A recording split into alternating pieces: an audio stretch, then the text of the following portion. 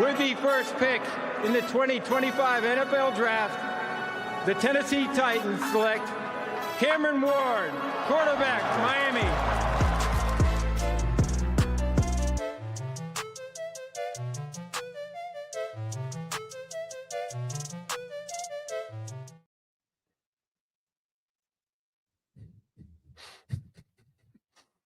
Oh, is Ryan serious? Can you hear me? Yeah. What'd you do? We go live one episode and you turn your camera off? I don't know what happened to my camera. Let me fix this thing real quick. Jesus. There we go. Man, that was crazy. Well, start it up. I got nervous. Today, with the first pick, I'm back, Ran. We're doing a little live mailbag. And nothing more fitting than a technical difficulty to start the show. I love the intro from our guy, Ryan Stryker. I'm Ryan Wilson. That's Ran Carthon. This is episode 291. And Ran, there are 239 days before the 2026 NFL Draft in Pittsburgh, PA. But no time for that now because we are talking preseason mailbag. I'm no longer the avatar of a gear. I am the Ryan Wilson sporting my Spencer shirt, supporting my guy, Spencer Rattler, starting quarterback for the New Orleans Saints as we sit here on August 27th. And Rand, I'll ask you, what day will Spencer no longer be the starting quarterback in New Orleans? I was going to say, let's see let's revisit the shirt after week 4. I think give him a good month in the season. I think that'll kind of let us know where he is. But then, I mean, if we're being honest about the whole situation, like at some point, if you're the Saints, you have to see what you have in Tyler Shough, because if people's predictions are true, you're going to be picking in the top, 2, 3, 4, 5 of the draft. And so you have to know what you have in the rookie, to make those decisions moving forward. So we shall see. Let's revisit the Spentler Rattler situation after week 5. Well, after week 4, let's see where you give him the first quarter of the season, see where he is. I'm a huge Spencer guy. I'm on the island, at least on this podcast, prior and current. Did I tell you my Rick Spielman Spencer Rattler story? You did not. I'll tell you this because I love it. I've told it before on the podcast, but I can't tell it enough because it makes me feel so good. So Spencer was drafted not 2025, but 2024. We're at the combine, as we always are, interviewing the players and having a good old time. And I've been talking about Spencer that fall because, he's in South Carolina. Offensive line was banged up. He had Xavier Legette, and that was it. And there are a few guys tougher than him. He'll take a hit in the pocket, got a big arm, all the other stuff. Rick's concerns with too many turnover-worthy plays. And turnover plays that ended in turnover. But again, he's trying to do a lot with a little. So I'm standing at the combine talking to our buddy Jonathan Jones, minding my own business. Rick's off 20, 30 feet away talking to someone. Spencer comes up to me, like I've never talked to Spencer in my life. He says, "Hey, man, I appreciate you having my back." And then he looked around and pointed at Rick, said, "That guy, not so much." I said, "Thank you, Spencer." And we talked a little bit about, being immature as an 18 to 20-year-old and being able to grow. And, I have young boys who are knuckleheads. And he goes, "Yeah, I matured." So I'm happy for him. I want him to do well. And you have a lot of favorites in the league because you know a lot of people. The parents and the kids at this point. So you have a soft spot for those guys, right? Yeah, absolutely. I'm always pro player, when it's fitting. But, the truth is the truth. And so sometimes you have to tell them the truth. And I think at the end of the day, they appreciate it. Yeah, that's right. I mean? Because, so especially so much now, we have all these rankings. This kid is the number 1 5-year-old in the nation. Yeah, and I'm like, come on, man. So they get enough smoke blown up their butts, from outside people. They need people in their life to tell them the truth. And the truth is Spencer Rattler's the starter. Y'all got to deal with it. All right, here we go. Let's do some mailbags. And again, if you submit 5-star reviews to Apple Podcasts or Spotify and ask us a question, we'll answer it, whether it's football related in general terms or evaluating a FBS or FCS draft eligible dude. We'll do that as well. And we got this question from our buddy Dom, longtime listener of the old podcast here. I'm going to throw up on the screen there. Producer Stryker, here we go. And this is a good question, Rand, because we're talking about an inch here, an inch there. Dom writes, "I hear people say that 6'2" is a good height for wide receivers, but 6'0" is sometimes too short. What's the difference between an inch or two when it comes to height for a wide receiver?" And I would take it even a step further. Sometimes the cutoff feels like 6 feet, and then you get to 5'10", and maybe that's too short. Jalen Waddle, I believe, was 5'10". Jordan Addison, I think, came in at 5'11".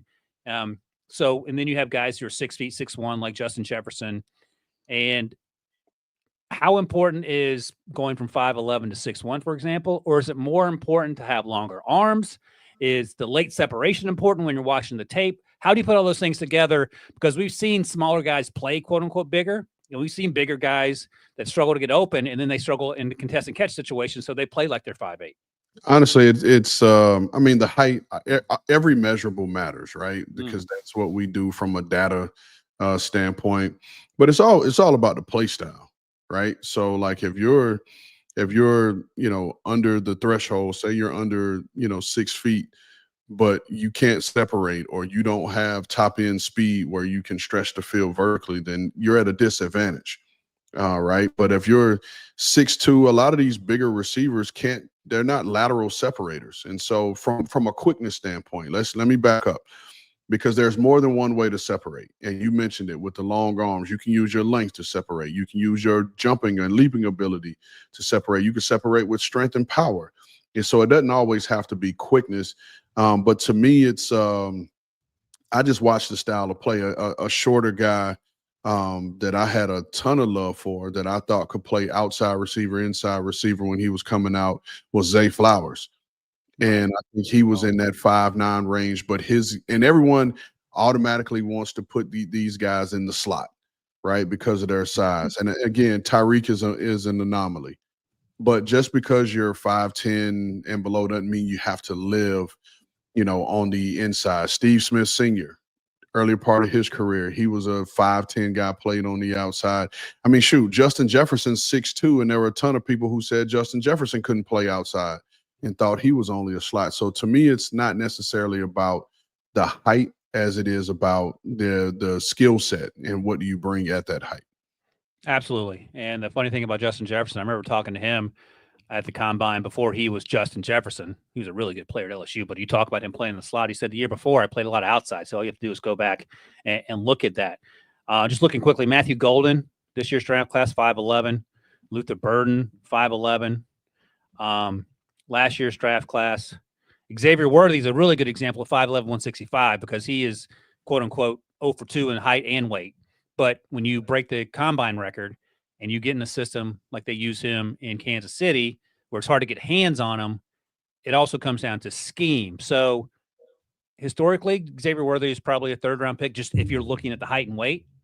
But then when you try to figure out how that looks in your system, then you start having different conversations. Jordan Addison's only 175 coming out. And I think that sort of the other side of that coin, and this is why he went in the third round, Josh Downs, 5'9", 171. If Josh Downs were 5'11", 190, maybe he gets drafted around round and a half higher. Does that seem fair? Yeah, no, that's fair. And I thought, because I liked Josh Downs a lot coming out. I went into the school that year and saw him move in practice. And even seeing him, I think he could actually be a little bigger. He may not want to be. He may not feel good with, more weight on him. But I think he has the lower frame to fill out a little bit more if he wanted to. Absolutely. No, I got you there. Just looking at some other names here. I'll just throw out KJ Hamler, 5'9", 178, Penn State player. Striker, I'll leave it at that. All right, what's the next question, Striker?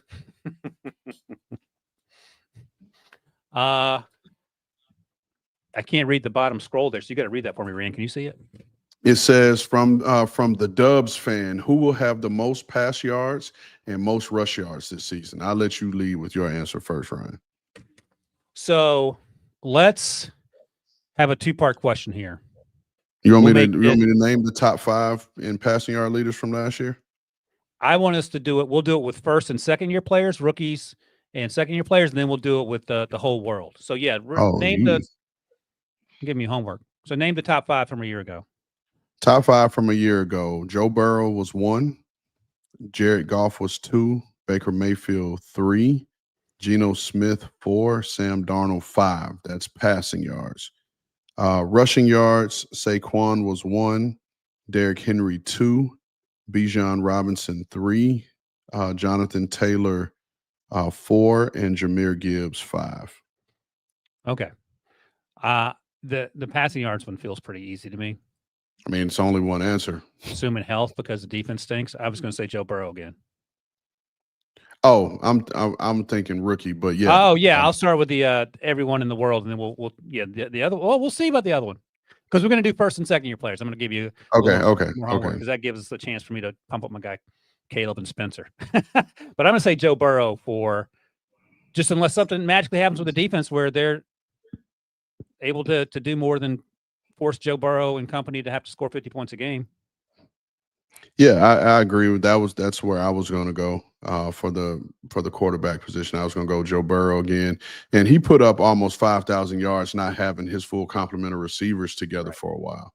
Yep. So, barring T. Higgins can stay healthy and Jamar Chase is healthy, those numbers he could hit the 5,000 yard mark. In terms of the running backs, wider view, everyone in the league, I don't think it's going to be Saquon. I just don't think you want that sort of mileage back to back on one of your best players, number one. Number two, Derrick Henry's north of 30. I don't know if you want to make him do all that heavy lifting. I'm going to go, I think this is the year it all comes together, like comes together, like Christian McCaffrey type comes together for Bijan. That's exactly where I was going to go as well. That's why I started grinning. I think the same thing. They're not going to want to run Saquon into the ground. We'll see with Derek where the age meets the body, but I think for this Atlanta offense to take off, Bijan Robinson has to be a big part of it. And I know there's excitement for Michael Penix Jr. and there should be. However, let's keep it in mind that he did complete less than 60% of his passes last year, and so I think that conversation's gotten lost in there somewhere. And so I think I do think for Atlanta to have a chance on offense, it has to flow through Bijan Robinson. Yeah, no, I think that's fair because we haven't forgotten about Michael Penix Jr. being essentially a first-year starter. He played a handful of games last year. But there could be a situation where you need to help him out early on to see what this looks like. So, yep, I'm with you on that. All right, we'll go with rookies and players going into the second year as most passing yards and most rushing yards. Most passing yards – Let's throw a curveball into this thing. We know what Jaden Daniels can do, and he and Cliff are on the same page. Cliff Kingsbury going into year 2. They got Scary Terry back. I don't know if Caleb Williams takes a step in year 1 in Ben Johnson's system. Sometimes it feels like it takes a little bit longer than that. It wouldn't surprise me. I'm going to keep scrolling down the list. I'm going to go with Drake May. I just don't think he has the weapons. No, he does not. on the perimeter. He does not. And if I'm taking low hanging fruit, I would say Jaden Daniels because you add a Deebo Samuel, and they're going to be creative in different ways, screens and quick slants, and we know what his run after the catch ability is. Yep. And so he put up really good numbers last year with Terry McLaurin being his only real viable option in the passing game, and now you add a Deebo Samuel. So if I'm taking low-hanging fruit, I'll say Jaden Daniels. But if I'm going out on the limb and taking a rookie, obviously, it's only one guy that's locked in as a starter, which is Cam Ward. So I would go with Cam Ward as well, with the understanding that offense and, Brian Callahan being a guy that likes to throw the ball, having his experience coming from Cincinnati. And so I think Cam and that offense and the way Cali built that offense in terms of there's always going to be someone open. You just have to find them. And I think Cam is going to be able to find them. He's going to put up numbers. Yeah, I'm interested to see what that looks like too. That's another team that's got to figure out the wide receiver position. I don't know if their wide receiver position is probably better than New England's, but I don't think either is going to be considered a top 5 unit. Does that seem fair? No, that's fair. Okay. All right, let's talk about the young running backs, rookies and second-year players, The 2024 running back class at the top wasn't particularly noteworthy. Jonathan Brooks had the injuries, and he unlucky, unfortunate for him, of course. Trey Benson's going to get an opportunity in Arizona. Then you have Bucky Irving as a 4th-round pick who was a fantastic find. Ray Davis got some spot duty last year. So I don't know if anyone in year 2 as a running back is going to set the world on fire among running backs in year 1, year 2.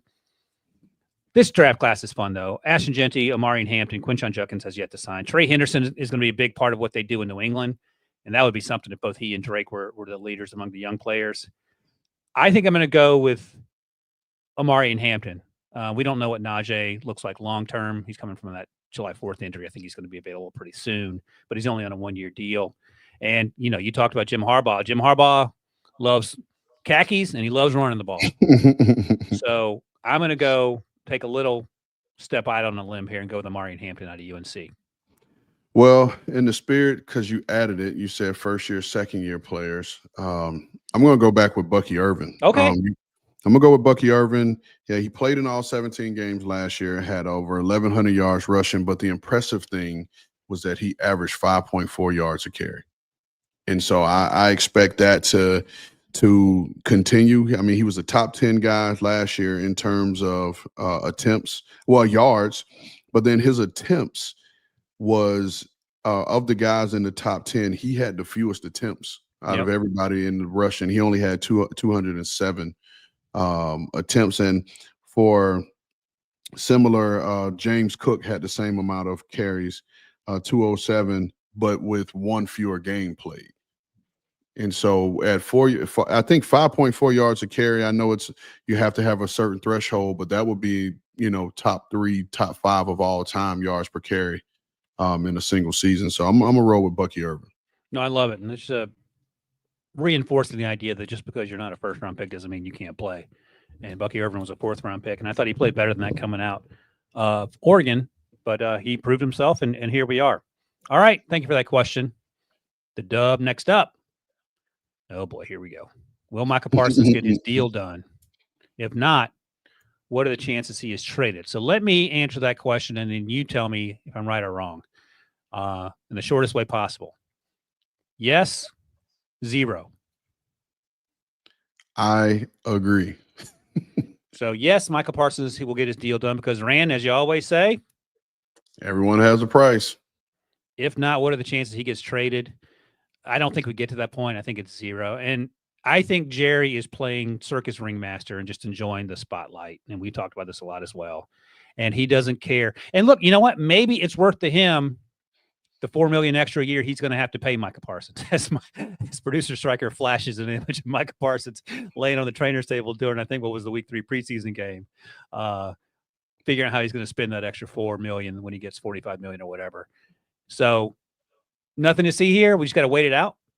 Yeah, you just got to wait it out. I mean, let's go. Jerry recently did an interview where he said he had an offer on the table for Micah to be the highest paid non-quarterback in the history of the game, right? That could be very true. He said it publicly, it's true. However, we don't know how that deal was structured. Right. So we don't know if that was a 3-year extension. We don't know if it was a 4-year extension or 5-year extension. Right. And even with that being said, there are a ton of things I was just reading before we came on that Micah has filed a grievance with his fifth year option tag.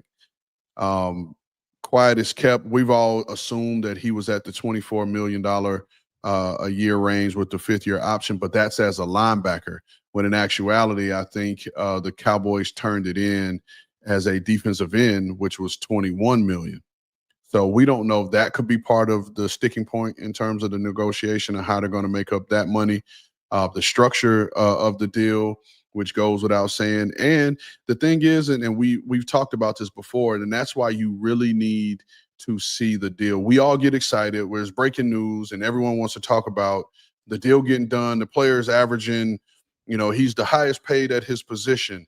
But it's not until you really look at the workings of the deal where you realize what the real money is.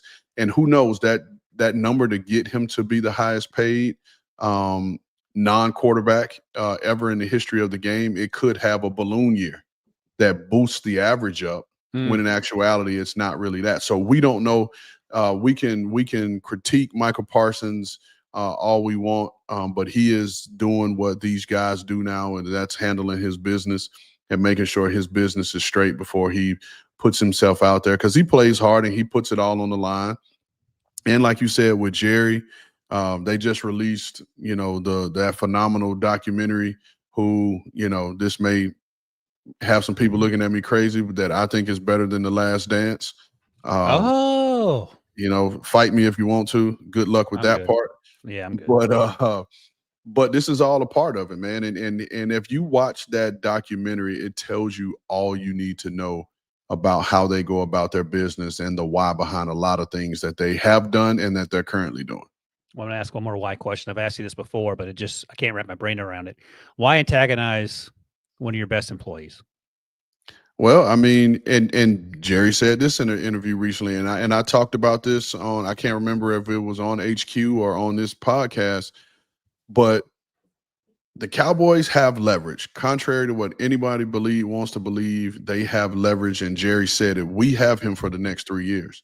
And that's the 5th-year option and then back-to-back years of franchise tags. So he has leverage. And that's what this is. If you're going to step into the shoes and be a businessman, there's some shrewd stuff that has to happen, to get a certain level of business done. And that's the part that they're at. All right. I mean, I understand the words you're saying.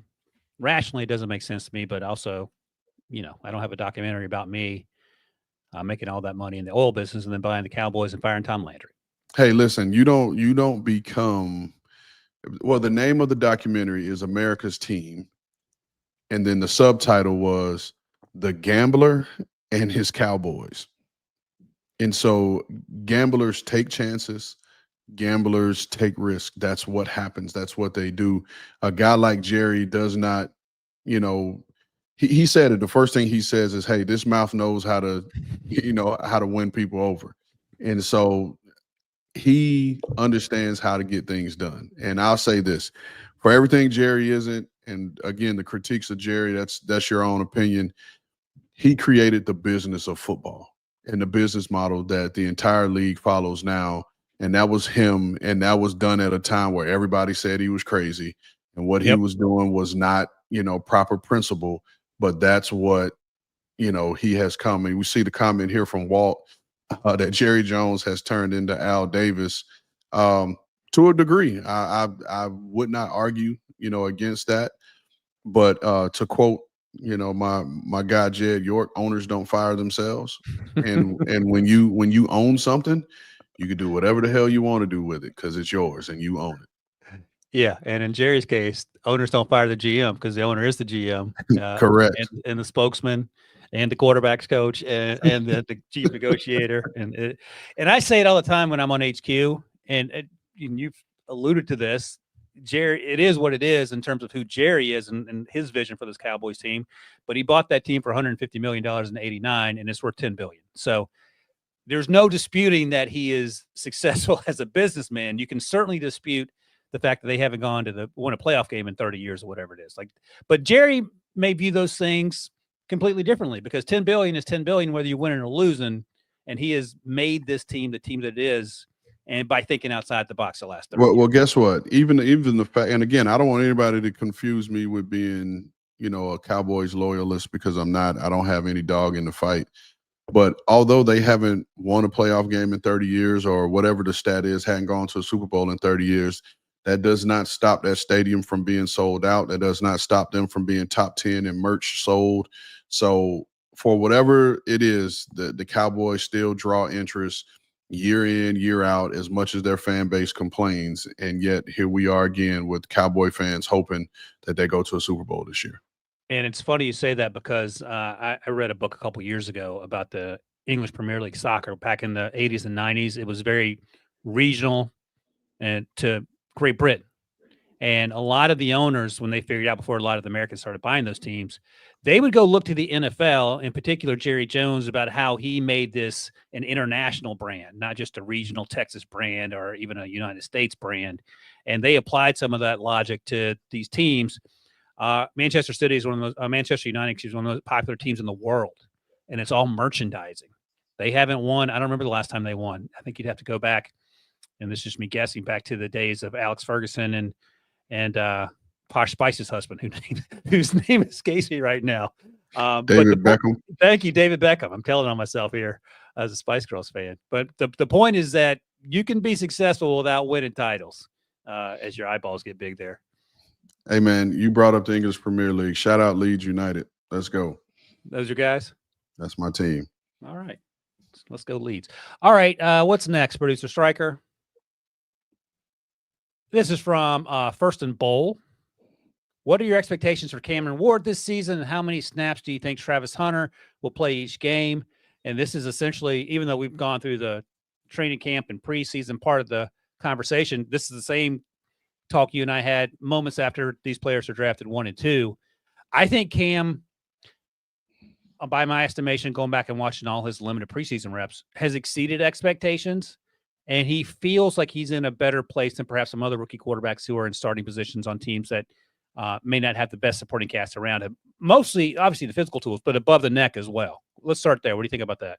No, I agree, and I just talked about it here a little bit earlier. I think this offense is going to be a great fit for him. I think he's got, really good coaches surrounding him, and Brian Callahan and Nick Holtz. I think both of those guys they run a very quarterback friendly system, and he's going to have a voice, which most young quarterbacks don't have. He's going to have a voice and say and things that he likes and things that he's more comfortable with than others. And then they're going to build it around him and what he does well. Now, his supporting cast is going to have to step up, and he does have some weapons, quietly. Tony Pollard had a really good season last year. Calvin Ridley was over 1,000 yards receiving. Now, the next big question is who's going to step up opposite of Ridley. And then, you have the tight ends and Chiga Okonkwo. And I think Gunnar Helm is going to make a little bit of noise this year in a way that I don't think people are expecting. And so with Travis, I'll say this. Typically on defense, there you play 60% nickel throughout the course of a game. I guess the average game is around 70 to 75 plays. I think he'll ultimately come in, total. I'll give him about 60 to 65 snaps a game because he'll play in some sub looks on defense and be the nickel, if you will, but he's going to be the starting receiver. And so those guys already get blows, throughout the game and get, miss reps just through the course of playing the game, getting guys in and out. So I'll give him 60 to 65 reps a game. Okay, well, the follow-up to that is he got banged up in training camp. He was banged up last year. He was banged up the 2 previous years prior to that.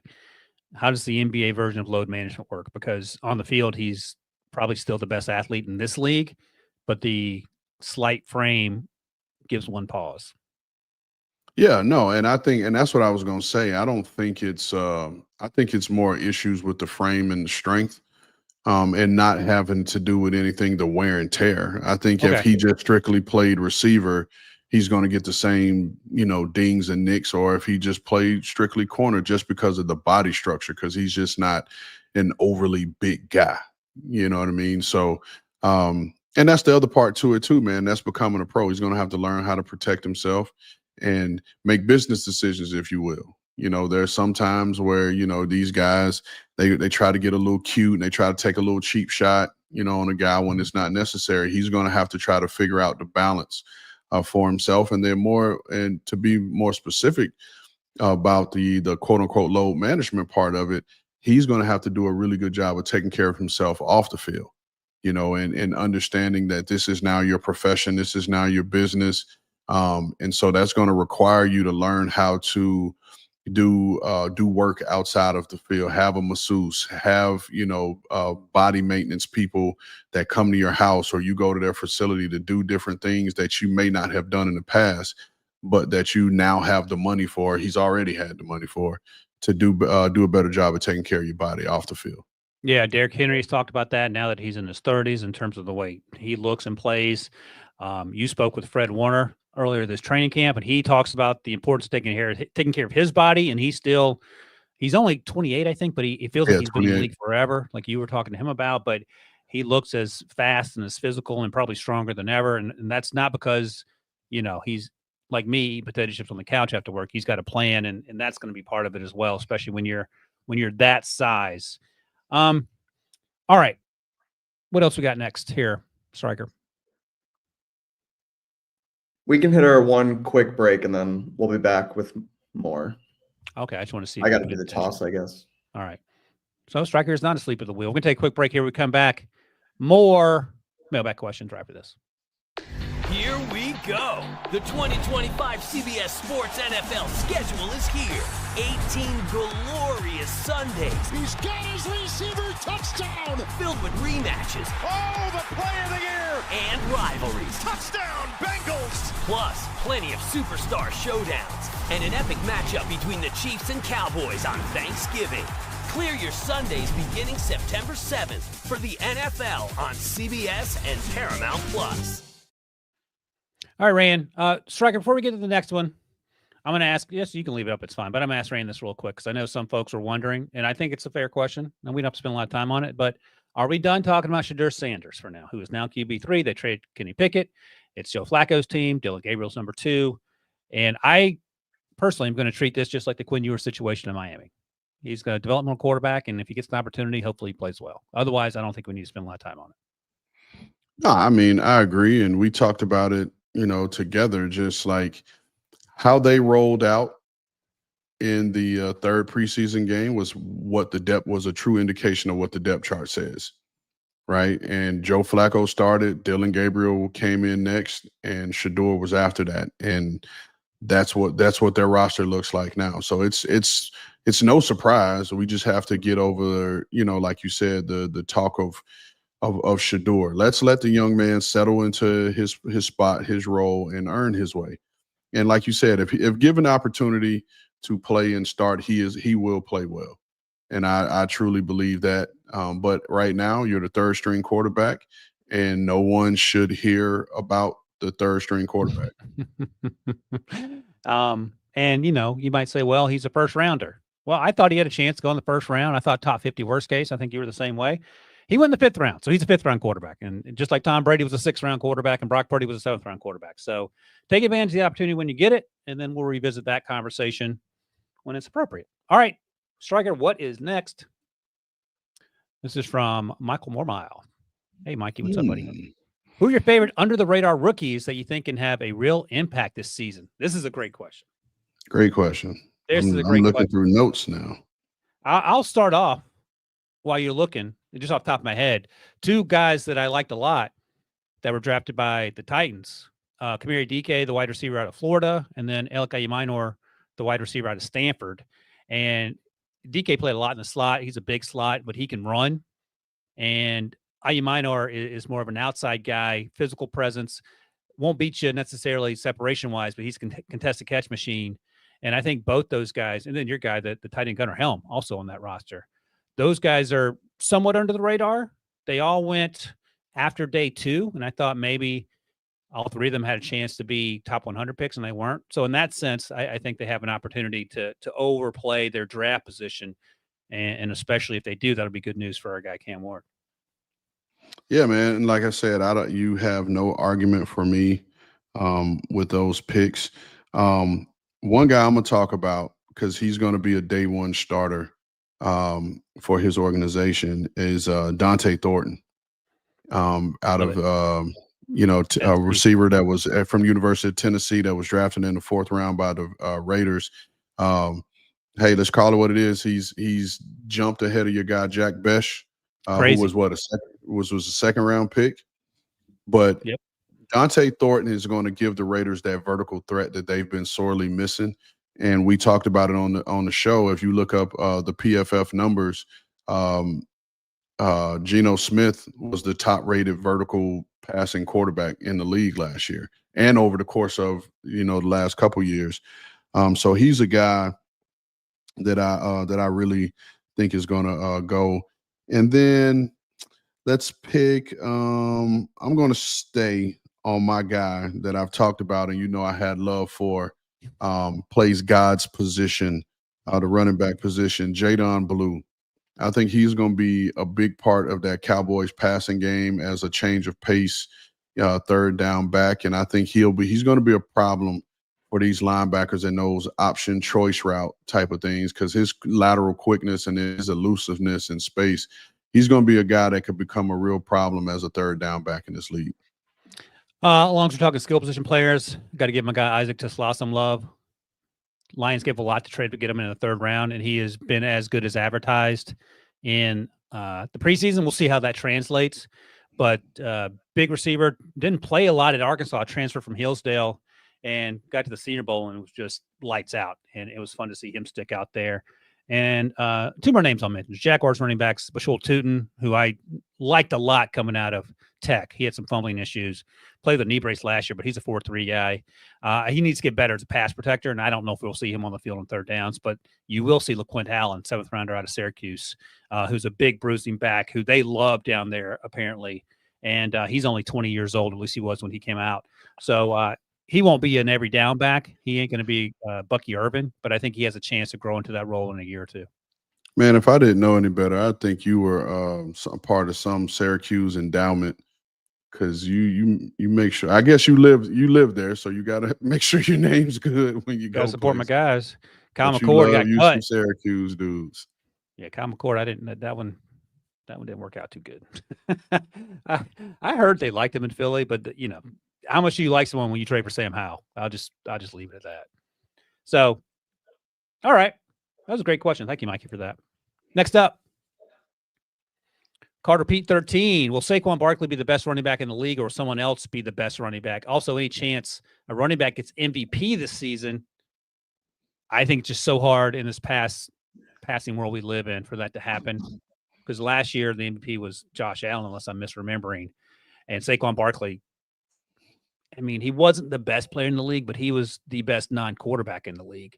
Because you're not starting a team before taking Josh Allen or Lamar or Patrick Mahomes for Saquon, even though Saquon ran for 2,000 yards. Is that right? That's not how I'm looking at it. Oh, boy. Here we go, Mr. Running Back. Make your case. No, because the MVP stands for most valuable player. And Saquon went to a team that was already stacked, and that was a really good team, but it's because of Saquon that they won the Super Bowl. And so to me, he was the most valuable to his club, because he got those guys to a Super Bowl and they won the Super Bowl on his back. Love Josh Allen, love the talent, love the ability, but Josh Allen has yet to take his team over the hump. That is what it is. So Pete Carter, to answer your question, I don't think there is a better running back in the league this year. And to me, it's not going to change on a year-to-year basis, just based off of stats. Like, Saquon Barkley is the best running back in the league, I think, hands down. I think there is, when we talked about it before, I think Bijan Robinson is next, and I think he's knocking on the door. And I think this will be Bijan's breakout year, because my comp for Bijan coming out was Saquon. Yeah. And so I think these two guys are the top of the class, with Saquon still being better. And I mean, listen, 2,000 yards is hard to come by in this league. It is. It's only a handful of guys that have done it through the history of the game. However, I don't think that he will match that again. And Pete said he might not be the best player in the league, but he is the most valuable. And that's why I said what I said about the MVP. What I'm hearing here is that you are Carter Pete. Okay, you guys are the same person. You know what's funny? Look the same. Oh, go ahead. I'm looking at his avatar. We kind of look similar. Yeah, got your name on your shirt, Spencer. Carter. Here we go. But no, man. Like Carter Pete, I agree. It's subjective on whether you feel Saquon Barkley was the best player in the league, but I certainly thought he was the most valuable to his team. One of my favorite stories about 2,000-yard rushers, and this happened over 20 years ago now, so I might be missing some details, but I think I have the gist of it right. 2003 season, the Steelers were terrible. And that last game, Brian Billick was trying to get Jamal Adams to 2,000 yards. Jamal Lewis, thank you. Jamal Lewis to 2,000 yards for the Ravens. And I'm pretty sure he got it. In the process of beating the Steelers in that game, it dropped the Steelers down even further, higher up on the draft order, and they were able to take Ben Roethlisberger in 2004 with I think it was the 11th pick maybe. Yeah. And that was all. I trace that back to that arrogant Brian Billick sticking it in the Steelers fans' faces in what was then week 17 with Jamal Lewis, who was good luck tackling Jamal Lewis, by the way. Forget about it, the line of scrimmage. But once he got into space, he was running. He might have been a track guy. You would know better than me, but it felt like in space you were running him down. No, I trained with Jamal. Jamal fresh off of that 2,000-yard season. And that was the sole reason why I was like, hey, listen, if this guy ran for 2,000 yards doing this program, I want to do it. Now, granted, I don't think I ran for 2,000 yards the last 30 years I played running back total. But no, man, this dude was an extreme hard worker. You know, a dude that I learned a lot from in terms of what it took to be an NFL running back and the amount of work we put in, man. We were training two times a day on normal. Some Saturdays we get 3 in. And if we chose to go out to dinner, have a couple libations, we would literally leave straight from dinner and go to the gym and get a workout in. So some nights we were there at, 12, 1 o'clock in the morning getting it in. So shout out to Big Boy. That's what we called him, Big Boy. Shout out to Jamal Lewis. Shout out to Jamal Lewis for helping the Steelers win 2 Super Bowls. It's not your fault. It was Brian Billick's fault. Oh, man, those are fun times, man. Brian Billick was on that 98 team in Minnesota with Dennis Green and Dante Culpepper and Randy Moss back when he was OC. I've been around a little bit, Rand, things I can remember. All right, what's up next, Striker? Will the Bills defense help Allen out, or will they choke again? I got love for Sean McDermott. He went to William & Mary like I did. We were there together. It's hard not to say they've struggled in the postseason because that's just the reality of it. As Rand likes to say, it is what it is. You got to call it like you see it. And the 13 seconds is going to haunt them until they get over that hump. And it just feels like Josh Allen cannot drag this team in the ways that Patrick Mahomes has in recent years to where they want to get. So they went out and spent every single, I think the first 5 picks were on the defensive side of the ball. And then they took a blocking tight end in Hawes out of Georgia Tech, if I'm remembering off the top of my head here. And they need those guys to work out. They need Joey Bosa to work out. They've had some injuries in the secondary, which is a huge concern. They cut Dane Jackson. DeMar Hamlin is a fantastic story, but he has struggled in the secondary along with some of the other safeties. Max Hairston is not going to play the first month or so of the season, I think, because of a knee injury. He suffered in training camp, their first-round pick. So, Rand, I ask you, will the defense finally help out Josh Allen when it matters? I'm gonna answer the question, and then I'll give my reasons why. If I'm answering the question truthfully, I will say no. And the reason why I would say no is because I don't think the secondary is quite there. Now, guys, if you disagree with me, that's fine. Use that as motivation and play your butts off, and you can tell me to shut up, but do so respectfully at your own risk. But this defensive front, I think this defensive front will be able to get after guys. And I'm looking at it now, the Greg Rousseaus, the go get Joey Bosa, Ed Oliver. Like you mentioned, you draft TJ Sanders, you draft Landon Jackson, you have AJ Epineza coming off, you draft Deion Walker.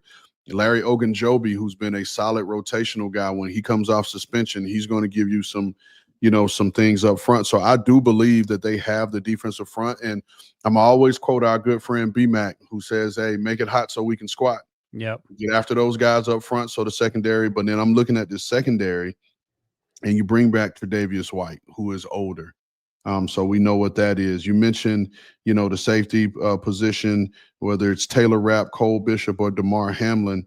I just don't see enough from that post, whether it's half field or single high look, that there are guys that are going to go and affect the game. Teron Johnson is one of the better nickels in the game. And then Christian Bangford, who they extended last year, they have a lot of love for him. So it's really more so about, can Max Hairston come back after missing the first month of the season and be a playmaker that we know him to be in college? And so I'm going to say no initially, but I really want to see how this secondary plays. And I think the secondary is going to be the catalyst to whether this defense can stop someone and they can finish and close out a game. Yeah, and this isn't from a lack of Brandon Beane trying to fix this, and you can't do anything about injuries. They also signed Michael Hoyt. He's going to miss the first 2 weeks of the season because of a suspension as well. So he'll come back, and he's a situational pass rusher who got some things off the edge. He had a really good start to his career in L.A. But again, to answer the question truthfully, you got to see it first, I guess is what I'm saying. And then I'll say this too, to you, Respect 129. I think the offense still has questions. Okay. Wide receivers, where I would go first. Yeah. I think wide receivers still has questions. Obviously, Josh Allen is Josh Allen. He's going to do things that you can't account for as a defense. But I think the wide receivers. I know Keon Coleman is set up to have a breakout year, and so I'm looking forward to that. Khalil Shakir is a solid, good player. They extended him. He's one of their own. But then outside of that, I mean, you have Josh Palmer, who they signed. You have Elijah Moore, Curtis Samuel, Tyrell Shavers. Like, these guys have to step up. They have to step up. And so, again, I think from a totality standpoint, I think this coming into the earlier part of the season, there's a lot of questions there. Yep, that's right. And I said it after the draft. We've talked about this to death. I think the three of the teams that had the best drafts were the Bills, the Ravens, and the Chiefs. Three best teams in the AFC. So we'll see how it sorts itself out. But obviously, defense was a concern for Brandon Beane and company, and that's why they spent so much draft capital on the guys that we just talked about here. All right, Striker, what we got next? Michigan Purdue sports fan. Will Patrick Mahomes still be as good as he was in 2019 to 2022? And Ray, I'm going to put the question to you. First of all, congratulations to the newlyweds, or the soon-to-be newlyweds. They've announced their engagement, Travis Kelce and Taylor Swift. And I only mention that because it feels like, and our buddy Jonathan Jones talked about this on CBS Sports HQ yesterday we literally did 20, 30 minutes on this engagement. But JJ was talking about how folks in that building in Kansas City feel, number one, Travis appears to be in some of the best shape of his life. Number two, coming off that dreadful end of the season last year for the entire team, but Travis did not play well, and I think he would tell you that. But it seems like he's been able to compartmentalize this part of his life, dating one of the most famous people on planet Earth, with being a football player and what that means. And I always say, as long as you have Andy Reid and Patrick Mahomes, you're in a good place. But I think if you get Travis close to back to what he was, you're in an even better place. Another thing I would mention to you, and I talked about this yesterday, my first Super Bowl with CBS was back in the 2012 Super Bowl, January 2012, which was in Indianapolis, Giants, Patriots. Madonna was the halftime singer, and I went to that press conference during the Super Bowl week just to see Madonna in person. And the level of fame you could feel emanating off this woman in a room full of several thousand people was nothing like the fame you see when you walk into a room with Patrick Mahomes or Tom Brady or Peyton Manning or whoever your favorite quarterback is. It's a different level. And I would imagine some of that, and you've been around plenty of important people, I would imagine some of that rubbed off on terms of Travis just trying to live his day to day. Yeah, the kids call it aura. That's what they call it now. That Madonna, you would have had aura when you walked in the room. I'll say this. I mean, congratulations to Taylor Swift and Travis Kelce on their engagement. Also, congratulations to Billy Walker and Loren Walker on their 20-year wedding anniversary. Like, it does not affect the outcome of a football game whether these people get. Travis understood the way he played in the Super Bowl was not up to par for the Kansas City Chiefs. That's what let me ask you though. There's no part of you that thinks that he was just overwhelmed by the constant under the microscope approach that sort of what his life had become, even by NFL standards? I'm gonna say no, because he's been to multiple Super Bowls. Okay. So this stage wasn't new for him. You know what I mean? And behind the scenes, like, obviously she goes to games, and all the networks, we make it a big fuss when she's at the game, and we show her, all over the TV. And so that is what it is. But he doesn't know that when he's out there on the field. He doesn't know how many times they're panning the camera to, to her when she's in the box and he's playing on the field. So, no, I don't think it had any effect on him. I just don't think he played well. And knowing that whatever was going on, there was a lot of things, in my opinion, that he turned down from a physicality standpoint in that game, which has nothing to do with who your significant other is. Right. And I think he knows that, and he recognized that. And so he recommitted himself. And let's be real. He's getting engaged. This is probably Travis Kelce's last year in the National Football League. And he's gearing up for life, after the game. And so this will be his all-in year. But to answer Michigan Purdue sports fan was questioning, will Patrick Mahomes still be as good? I believe so. Me too. And I'm looking at this roster. Whenever it's decided what's going to happen with Rashee Rice, like having him back is going to make a world of a difference for them. You have Rashee Rice, you have Xavier Worthy, and whatever you can get out of Hollywood Brown in terms of keeping him healthy. And then you have, Travis Kelce, who we've talked about. You have Isaiah Pacheco, Kareem Hunt, in some form of a duo with those guys is going to be beneficial. And then you look at what they've done, with the offensive line, and you take a Josh Simmons, how he falls to the bottom of the first, and now you got potentially a cornerstone left tackle. Yes, he can still be what he is because he is still Patrick Mahomes. And I know I've said it on air that this could be the time where they start to go the other way. And I do believe that to a degree, but however, as long as you have Patrick Mahomes, you always have a chance. I have more concerns about the running game than I actually do about the offensive line. I do think Justin Simmons, fingers crossed, stays healthy. He's going to be an impactful player early on. But again, as I just mentioned, Andy Reid, Patrick Mahomes, and if Travis Kelce gets back to form, I ain't going to be questioning this team. I did that before a couple of years ago when they started off slow, and that blew up in my face. I would just say this.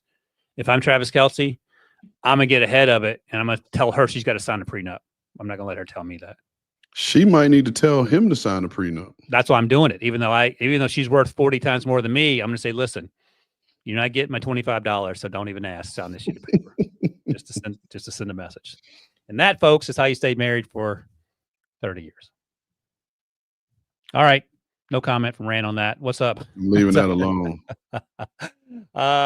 Producer Stryker got into the show here. His comment here. Hey guys, big fan of the show. He didn't put the sarcastic emoji, so I appreciate that. Outside of Drew Aller, here we go. Who are your favorite Penn State prospects to watch this season? So obviously the running backs, Nicholas Singleton, is at the top of that list, and Katron Allen as well, of course. I just took. I don't want to spoil it, but we're doing a mock draft next week, and they have some cornerbacks that can play. AJ Harris, I like a lot. Who else we got watching here? Let me see what I got on my big board here. They have the Zane Durant, the defensive tackle, Danny Dennis Sutton, the edge guy. Oh, yeah. For me, I'll say this, Striker. For me, it's the two backs. And I think, both of those guys went over 1,000 yards last year. I think both of those guys will be day 2 picks in the draft. I will say this, and I feel like Drew Aller is coming into the season with all of the pressure on him. Yep. To have to lift the program. But if I'm James Franklin, our program will live and die with those two guys in the backfield, because I think those two guys in the backfield gives Penn State the best chance to win. I think Drew Aller has physical tools, that are unmatched, right? And Ryan likes to say, guys that are built in a lab. He takes you back to what the old school, quarterback looked like: 6'5", 225, 230, big arm, and he's athletic. But I just think in order for this team to win in the Big Ten and win the Big Ten championship and have playoff aspirations, you got to live and die with this run game, because those are, in my opinion, the two guys in the backfield are your two best players. And regardless of what you have at quarterback, you have to give those guys the opportunity to put the team on their back and lead them. So to me, the two running backs give Penn State the best chance to win the Big Ten and create some noise in the playoff, not Drew Aller. Did you mention Drew Shelton a moment ago? I did it. Yeah, left tackle. I liked him a lot. To watch him this summer. I think he has day 2 talent. And you mentioned the edge rusher. And, of course, I mentioned my guy Trevor Pena, Syracuse transfer.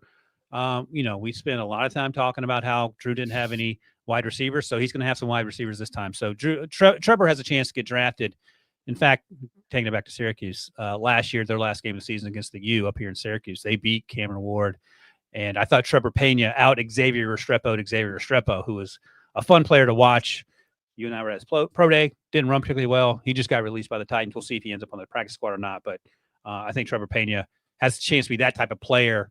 And we'll see what that means for the season and, of course, for his NFL career down the road. But That's it. All right, that's a good way to end. Oh, we have one more. Striker wanted to get in before the break. Oh, boy.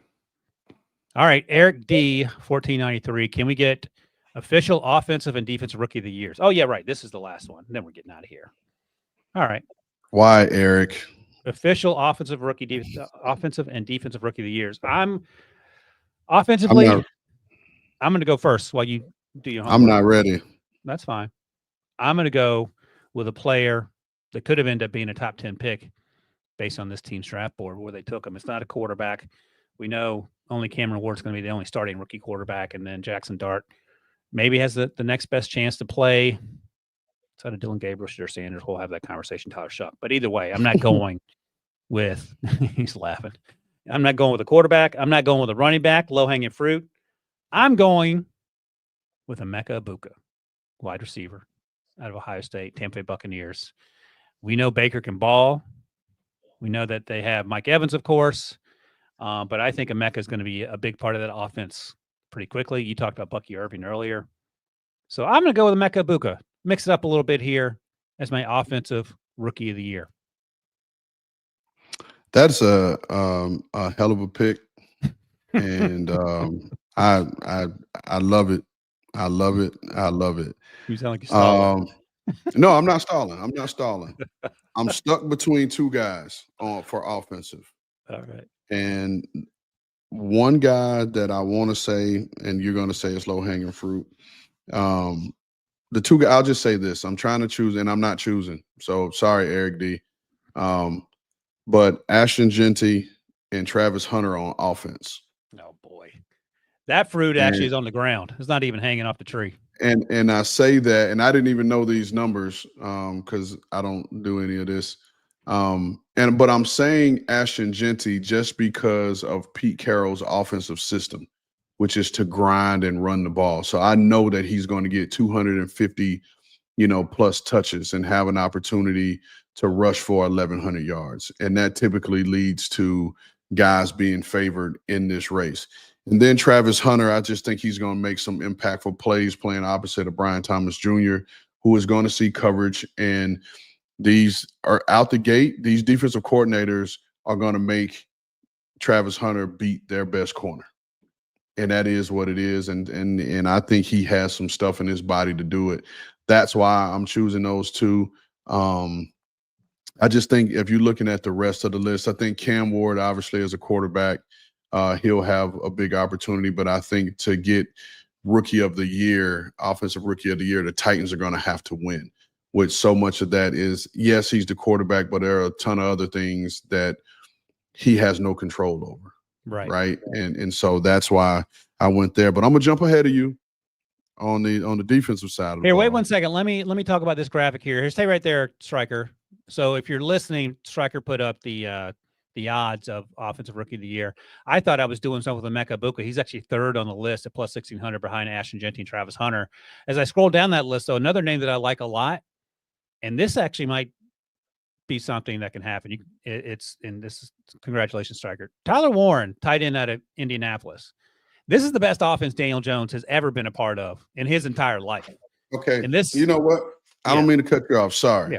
I just saw a name on here, and I think highly of this young man, and I think the system that he's going to is going to fit him. I will say my dark horse is, and look, the cursor's right on him, is Matthew Golden. That would be my dark horse. All right. So this is probably a better way to do it. Striker has to give us the answers first, and then we got to see where we got to do the multiple choice. All right. Now go ahead and do your defensive guide. You can change it once you look at the list as Striker gets to the odds for defensive rookie of the year. No, I had low hanging fruit again. I like wins. I take a single is a single. I take a bloop single versus a bunt or a line drive single. It all goes into the books the same. That is true. Again, I'm going to cheat, and I'm going to give you two names that are a little bit further down on this list. And I will say James Pierce Jr. Oh, okay. And or Carson Schlesinger. Oh, good ones. Okay. So Carson Schlesinger was the early second round pick of the Browns, linebacker, and JOK is out. They had Hicks retire. And then you mentioned James Pierce Jr., who was a the first-round pick, the second first-round pick of the Falcons, had some off-field stuff. He could have gone higher, but he has been hair on fire, fantastic during the preseason as an edge rusher. So, and James is at plus 1,700, so he's pretty far down the list, and Carson's plus 3,000. Is that right? Yeah, okay. Mm-hmm. So there we go. Yeah. Oh, they go from left to right. Excuse me. I was having trouble. This is set up a little differently, Striker. Gotcha. Okay. So those are longish odds for both those players. I have two players as well because this is how we're doing it here. I had, before I even saw the numbers, I had Michael Williams, who, again, not super long odds. He's third on the list behind Abdul Carter and Jalen Walker. But, just scratching the surface, something of a squinter last year, and he played really well for Georgia. He's an edge rusher now for the 49ers, and I think he is unofficially listed as a starter on the depth chart, so he's going to get some run. And the other names a little further down, didn't have hit the season he wanted to in 2024. Second-round pick. He's been forced. I don't know if he's been forced. Injuries have required him to be a starter, but he has played like a starter as well. Will Johnson, cornerback out of Michigan, now for the Arizona Cardinals. He's plus 2,500 if you're keeping score at home. If you told me he had 4 or 5 interceptions and played like he did 2 years ago at Michigan, I could believe that as well. What do you think about those two?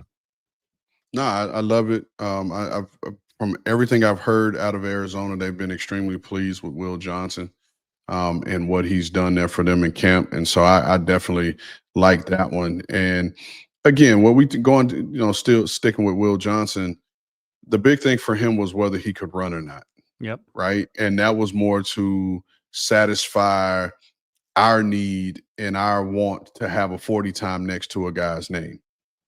But it does not refute what we saw on tape and his ability to play the corner position. 100%. And in fact, I remember when Kirby Joseph was coming out of Illinois, and I was talking to Scott about why he didn't run a 40 at his pro day, and they didn't have a time on him. They sort of not happy about it. He's a really good football player. Brian Branch ran slow. All pro.